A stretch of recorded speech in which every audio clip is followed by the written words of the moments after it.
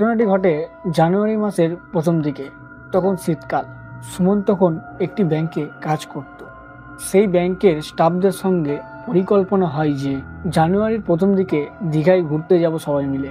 তাদের স্টাফ বলা যাবে না, সবাই সুমনের বন্ধুই হয়।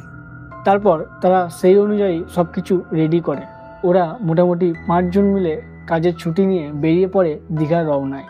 ওরা যখন দীঘার রওনায় বেরোয় তখন মোটামুটি রাত্রি 9টা কি 10টা বাজবে। দিয়ে ওরা যখন ওখানে পৌঁছায় তখন ভোর 3টে বাজে। তারপর তারা কোনো হোটেলে না গিয়ে ওই দীঘার বিচের মধ্যেই সেই ভোরবেলাটা কাটিয়ে দেয়।